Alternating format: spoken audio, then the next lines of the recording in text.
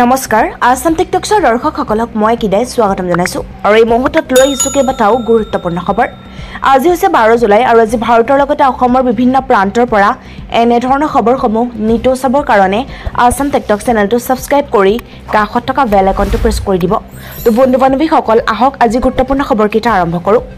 দৰ্শকসকল এই মাত্ৰ খবৰটোকৈ ডাঙৰ খবৰটো হৈছে চৰকাৰী কৰ্মচাৰীসকলৰ বাবে এটা ভাল খবৰ একেৰাহে এতিয়া 5 দিন ছুটি পাব চৰকাৰী কৰ্মচাৰীসকলে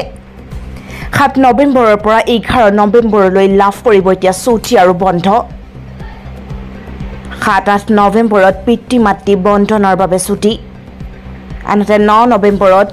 ছট পূজা উপলক্ষে থাকিব বন্ধ 10 আৰু 11 নৱেম্বৰত দ্বিতীয়টো শনিবাৰ আৰু দেওবাৰ বেতন কৰ্তন নকৰাকৈ ছুটি পাব কৰ্মচাৰীয়ে ইয়াৰ লগতে 5 দিনৰ বাবে বন্ধ থাকিব ৰাজ্যৰ চৰকাৰী কাৰ্যালয় মুখ্যমন্ত্ৰী হিমন্ত বিশ্ব শৰ্মাৰ বৃহৎ ঘোষণা পৰৱৰ্তী বিগ ব্ৰেকিং নিউজটো হৈছে বিজেপিৰ অভ্যন্তৰৰ অসন্তুষ্টিক লৈ উদ্বিগ্ন মুখ্যমন্ত্ৰী হিমন্ত বিশ্ব শৰ্মা পদত্যাগৰ ধুমুহা জনসংঘৰ পুনৰুজ্জীৱিতকৰণৰ খবৰত চিন্তিত মুখ্যমন্ত্ৰী ৰাজনীতিৰ তুলপাৰ লগোৱা খবৰৰ পিছতে ভৱেশ কলিতাক তলব মুখ্যমন্ত্ৰীৰ বাৰ্তালাভৰ পিছতে মুখ্যমন্ত্ৰীৰ ওচৰলৈ ৰাজ্যিক বিজেপিৰ সভাপতি মুখ্যমন্ত্ৰীৰ বাসগৃহত ৰুদ্ধদ্বাৰ বৈঠকত মিলিত দুয়ো বৃহস্পতিবাৰে উজনিৰ দুজন নেতাই কৰিছিল পদত্যাগী নেতাই জনসংঘত যোগদান কৰাৰ খবৰ পোহৰলৈ আহিছে বাজেট দাখিলৰ পাছতে ভংগ হোৱাৰ দিশে এনডিএ চৰকাৰ 24 জুলাই এনডিএ ভংগৰ ইংগিত কংগ্ৰেছৰ 23 জুলাই বাজেটত বিহাৰ অন্ধ্ৰ প্ৰদেশে বিশেষ ৰাজ্যৰ মৰ্যাদা নাপালে ভংগ হ'ব এনডিএ চৰকাৰ দুই কিংমেকাৰৰ বৃহৎ দাবীক লৈ থল ঠেকত এবাৰ মোদীৰ বিত্তমন্ত্ৰী নীতিশ নাইডুৰ লাখ কোটিৰ ৰাজনীতিয়ে সলাব পাৰে চৰকাৰ বিৰোধীৰ মতে এয়ে হ'ব বিজেপি চৰকাৰৰ অন্তিমখন বাজেট নীতিশৰ কাষত থিয় হ'ল চিৰাগ পাছৱানৰ এলজেপি আনহাতে সংগ দিলে জিতন ৰাম মঞ্জুৰ দল HAMও নাইডুৰ চৰ্ত মানি লোৱাৰ পাছতে নীতিশ কুমাৰে আৰম্ভ কৰিছে নিজৰ ৰাজনীতি বাজেট অধিৱেশনৰ পূৰ্বে মোদী 3.0 টাউল কি প্ৰক্ৰিয়াৰে অনুষ্ঠিত হ'ব ADRE পৰীক্ষা তৃতীয় চতুৰ্থ বৰ্গৰ পৰীক্ষাক লৈ মুখ্যমন্ত্ৰী হিমন্ত বিশ্ব শৰ্মাৰ ডাঙৰ ঘোষণা মুখ্যমন্ত্ৰীয়ে জনালে কি প্ৰক্ৰিয়াৰে অনুষ্ঠিত হ'ব ADRE পৰীক্ষা তৃতীয় চতুৰ্থ বৰ্গৰ পৰীক্ষাক লৈ এবাৰ চৰকাৰৰ আগত সৃষ্টি হৈছে বৃহৎ প্ৰত্যাহ্বান তৃতীয় চতুৰ্থ বৰ্গৰ পৰীক্ষাক লৈ মুখ্যমন্ত্ৰীৰ জৰুৰী ঘোষণা সিলেবাসক লৈও মুখ্যমন্ত্ৰীয়ে দিলে বিশেষ বাৰ্তা আনহাতে 18 লাখ পৰীক্ষাৰ্থীয়ে তৃতীয় চতুৰ্থ বৰ্গৰ পৰীক্ষাৰ বাবে আবেদন কৰিছে দুটা পৰ্যায়ত অনুষ্ঠিত কৰা হ'ব ADRE পৰীক্ষা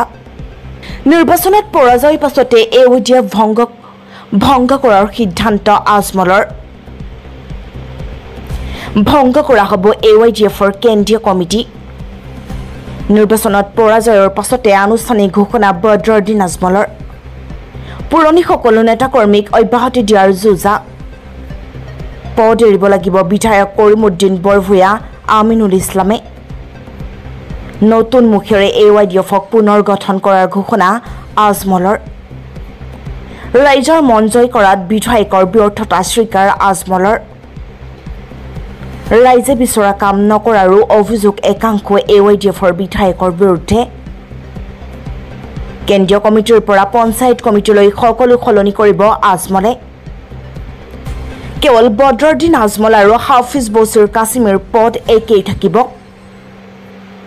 2024 নিৰ্বাচনত নতুন ৰূপত দেখিবলৈ পোৱা যাব AYDFক খহনীয়াৰ কবলত গেৰুৱা বাহিনী উজনিৰ পৰা নামনিলৈ বিজেপিত পদত্যাগৰ জোৱাৰ পদত্যাগৰ ধুমুহাত কঁপিছে বিজেপিৰ বৰঘৰ উজনিৰ পৰা নামনিলৈ সকলোতে উজান উঠিছে এতিয়া পদত্যাগৰ থৰকাচুটি হেৰুৱাইছে মুখ্যমন্ত্ৰী হিমন্ত সভাপতি ভৱেশ কলিতাই আহোমে এৰিলে নাথাকে কোচ ৰাজবংশীও ফুটুকাৰ ফেনত পৰিণত মুখ্যমন্ত্ৰী হিমন্তৰ দাবী ৰাহুল গান্ধীৰ মহানুভৱতা দেশবাসীৰ হৃদয় জিনিলে কংগ্ৰেছ নেতা ৰাহুল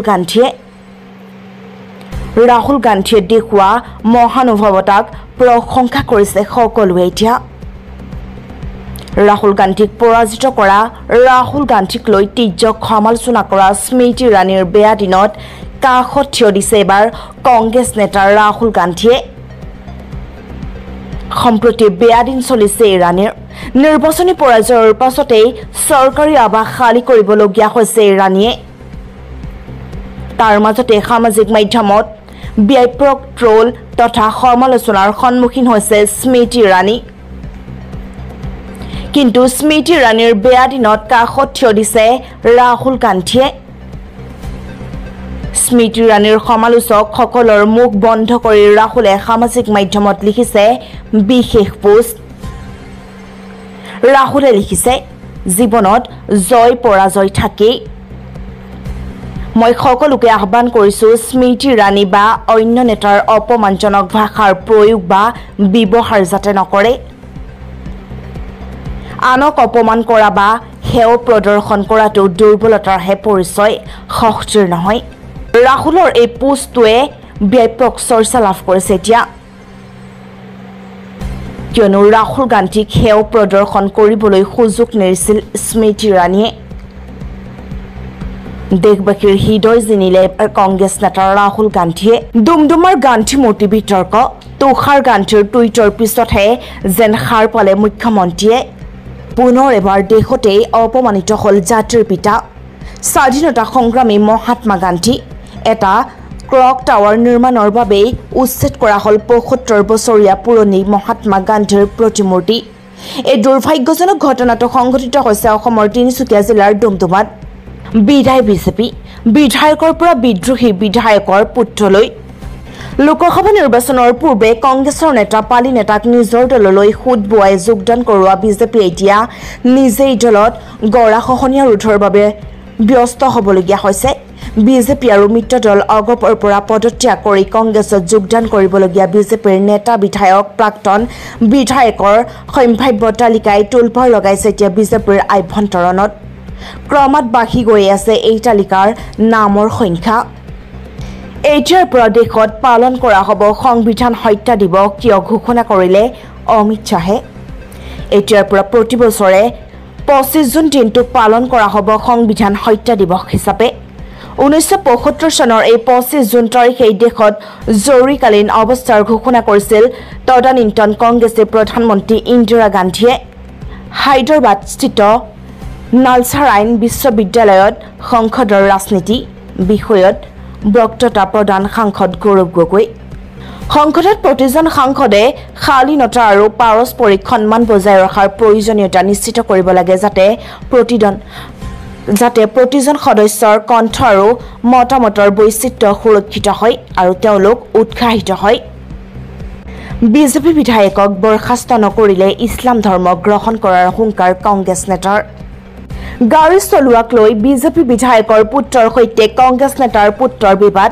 প্ৰথমে কথা পাতি তাৰ পাছত কংগ্ৰেছ নেতাৰ পুত্ৰক প্ৰহাৰ কৰি অপহৰণ কৰাৰ অভিযোগ বিজেপি বিধায়কৰ পুত্ৰৰ বিৰুদ্ধে উত্থাপন হৈছে ইতিমধ্যে সম্প্ৰতি কাৰাগাৰত আছে বিধায়কগৰাকীৰ পুত্ৰ কিন্তু শেহতীয়াকৈ কংগ্ৰেছ নেতাগৰাকীয়ে বিজেপি বিধায়কগৰাকীক পদত্যাগ কৰিবলৈ দাবী জনাইছে বিজেপিয়ে যদি বিধায়কজনক তেওঁলোকৰ দলৰ পৰা বৰখাস্ত নকৰে তেন্তে প্ৰতিবাদত কংগ্ৰেছ নেতাগৰাকীয়ে কেৱল ইছলাম ধৰ্ম গ্ৰহণ কৰাৰ ভাবুকি দিয়াই নহয় জিলা দণ্ডাধীশক সাক্ষাৎ কৰি ধৰ্মান্তকৰণৰ বাবে প্ৰয়োজনীয় নথিপত্ৰ সংগ্ৰহ কৰিছে